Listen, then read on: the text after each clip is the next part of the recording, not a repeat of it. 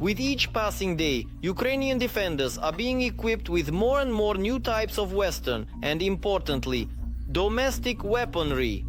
Some weapons turn out to be unsuitable for modern warfare under the conditions of Russian aggression, while others, on the contrary, prove themselves in the best possible way.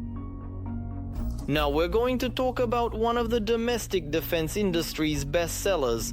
Fast, invisible to radar, and incredibly maneuverable. All of this describes the Ukrainian long-range missile Neptune, which shows no mercy to the occupiers, whether on land or at sea. The missile can fly up to 400 kilometers and hit targets on land, not just at sea. Neptune cost Ukraine $64 million, and already on its very first combat mission, it destroyed Russian equipment worth, just think about it, $750 million. The only question was when it would happen. In all technical documentation, it is listed as the R-360 anti-ship cruise missile, but the military, in honor of the ancient Roman sea god, nicknamed it Neptune. This domestically produced subsonic anti-ship missile, which flies at extremely low altitudes, has rightfully become a legend in modern Ukrainian history, like a biblical David defeating a Goliath with a displacement of 5,000 tons. After the annexation of Crimea in 2014, the Ukrainian Navy, having lost almost all of its naval capabilities, set about developing a real means of countering the Russian Black Sea Fleet. The issue of building its own anti-ship missile system was critically important for Ukraine. Work on the missile began back in 2014, and the first Neptune was officially unveiled at the Arms and Security Exhibition in Kyiv in 2015. The development of the domestic Neptune was undertaken by the Kyiv-based Luch Design Bureau, using the Soviet Kh-35 missile as a basis, a missile whose development and production had involved Ukrainian enterprises. Our engineers managed to achieve what seemed impossible, not only increasing the range, but also creating a new guidance system from scratch, making it one of the most formidable anti-ship missiles today. This is a coastal anti-ship missile system, a 100% domestic development. The Luch Design Bureau made it. The maximum launch range, the target engagement range, is 200 kilometers. The missile's flight altitude above the water, it's a cruise missile, follows a predetermined route. That means it can be programmed, it can zigzag like a hare. The flight altitude above the wave crest is from 3 to 10 meters. So it will travel practically in the radar's dead zone, blending in with the surface of the ocean or the sea surface, whichever you prefer, over which it flies. The first flight prototypes of the cruise missile were already produced in the spring of 2016. At that time, the developers finally decided the missile's purpose is to destroy enemy surface warships and transport vessels. The Luch Design Bureau managed, after the collapse of the Soviet Union, to preserve its niche and still not only maintain its foundation, but also grow several times over. Today, it is essentially the flagship of the military-industrial complex, evolving from anti-tank missiles to guided missiles and anti-ship systems, something we had never produced before. There were no anti-ship systems, none at all. They say the first attempt is always a flop, but this is a completely different case. Already in August 2020, by order of the Minister of Defense of Ukraine, the Neptune missile system was adopted into service by the armed forces of Ukraine. That was when its impressive specifications became known. With a length of 5.5 meters and a wingspan of 1.33 meters, the Neptune weighs only 870 kilograms, of which 150 are Popo's the warhead. Thanks to a domestically produced engine running on aviation kerosene, the missile can reach a speed of 0.85 Mach, the same as a passenger airliner. At such a speed, Russian air defense and anti-ship systems are virtually incapable of shooting down the Ukrainian Neptune. climbing to an altitude of up to 300 meters during the cruise phase. As it approaches the target, the missile begins to fly along the surface of the water, keeping its nose no higher than 3 meters above the sea. And this is what makes it unique. Neptune surpasses the Russian Kh-35 in every aspect, with a much greater range, mass, speed, and advanced navigation system. The Russians are simply not capable of shooting down our missile. There is a guidance system, and according to some information, the guidance system is based on GPS navigation.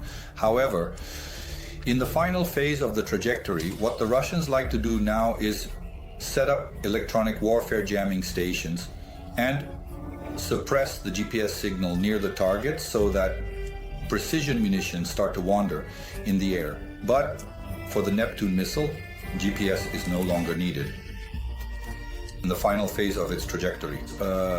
There is a special guidance system there that locks onto the target, and that's it. After that, no electronic warfare can stop it anymore. That's it.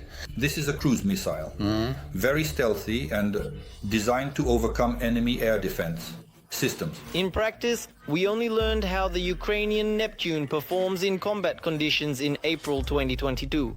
When news of its use by the armed forces of Ukraine, without exaggeration, shook the whole world. And first and foremost the Russian generals, who had promised to take Kiev in 3 days. What? First, do you copy? Moscow, this is first. 2 breaches. The propeller has started, she's steering, she's going to capsize. I repeat, she's going to capsize. That was when the Russian army and Putin received a powerful slap from Ukraine, one they still haven't recovered from to this day. The pride of the entire Russian Black Sea Fleet, the cruiser Moskva, which had taken part in military conflicts in Georgia and Syria, Olisa, suffered a fiasco in Ukrainian waters. Two Neptune missiles struck the port side of the cruiser Moskva. One missile hit the cruiser's ammunition storage, causing an internal detonation of the munitions, which I think practically destroyed everything below deck. There wasn't a single intact spot, just like on a submarine. The blast blew out all the bulkheads and equipment as if with a piston. The same thing happened on the cruiser Moskva. It even tore off the steel sheets covering the deck. It was such a powerful internal explosion. And the second missile struck just below the waterline, and because of that, the cruiser began to take on water rapidly. 2 Ukrainian Neptune missiles were sent at the cruiser Moskva precisely and confidently, in a well-known direction, hitting their target just like in a textbook. As a result of the strike, a fire broke out on the much-vaunted Russian flagship, which also happened to be one of Putin's favorite toys, causing panic and chaos. Mostly those who were on the deck and in the superstructure areas managed to survive. In other words, almost no one from below deck made it out of the cruiser. They all perished there. It sank there in less than an hour and something, an hour and 12 minutes, I think. After 40 minutes, the vessel was already completely without power. The ship was totally blacked out and was listing to the port side. And after an hour and 12 minutes, it sank. A one-of-a-kind special operation by the Ukrainian armed forces, which became the baptism of fire for the Ukrainian Neptune missile, instantly turned into the main horror story for Russian soldiers. The Russian Navy will never again feel so confident at sea. It might seem that the Ukrainian Neptune had already shown its full potential, but the designers at the Design Bureau did not stop there. Ukraine has modified the Neptune anti-ship missiles to strike land targets. The Luch Design Bureau is working specifically on adapting this missile. As a result, after all the modifications, the upgraded Neptune received a much greater range, a significantly enlarged warhead, and an entirely new guidance system for engaging land targets. To adapt this missile, a completely new guidance system was needed, which at the time of the launch, or at the time the Neptune system was put into service, we did not have. Today, this guidance system exists. The upgraded Neptune has made its debut on the military stage. Its first ground target was the S-400 air defense system at Cape Tarkankut in occupied Crimea. The video of its destruction went viral across the internet. Some notable military experts speculate that the upgraded Neptune could potentially also be behind the destruction of a unique enemy radar station worth $200 million. We are talking about the mobile coastal over-the-horizon radar system with enhanced stealth capabilities, Predel-E, a new development of the Russian military-industrial complex.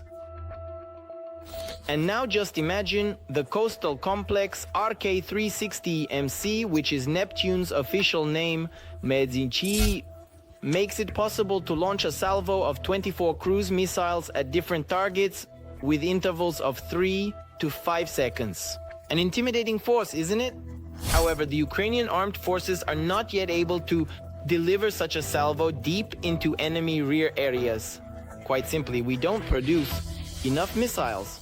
The issue now is mass production of these missiles, or at least laboratory-scale production, but in sufficient quantities, at least dozens, so that we can actually use these missiles and put them into practice in practical terms. 400 kilometers is quite a long range. That's exactly what we're lacking.